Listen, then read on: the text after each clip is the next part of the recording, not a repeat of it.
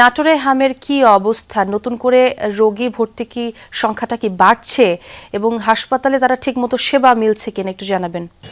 ছোঁয়া আজকে পর্যন্ত নাটোর সদর হাসপাতাল সহ বিভিন্ন হাসপাতালে ২১ জন শিশু হামে আক্রান্ত হয়ে ভর্তি রয়েছেন এবং এখন পর্যন্ত ১৯৮ জন শিশুর শরীরে হামের উপসর্গ দেখা দিয়েছে।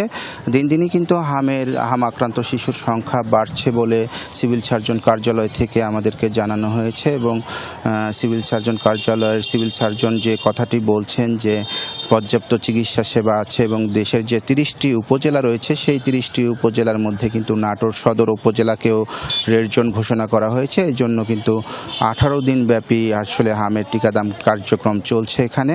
এখন পর্যন্ত প্রায় ২৪,৫০০ শিশুকে হামের টিকা দেওয়া হয়েছে।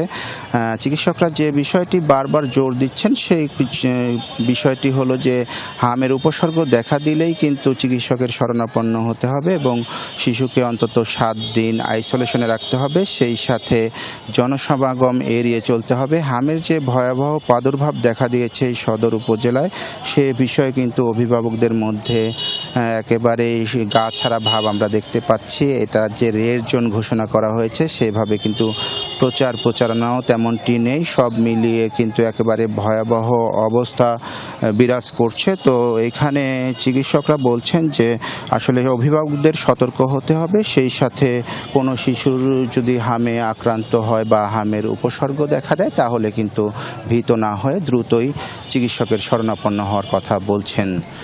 আসলে সব ক্ষেত্রে সচেতন হওয়া ছাড়া কোনো বিকল্প নেই, যেমনটি আপনি বলছিলেন। অনেক ধন্যবাদ নাজমুল আপনাকে।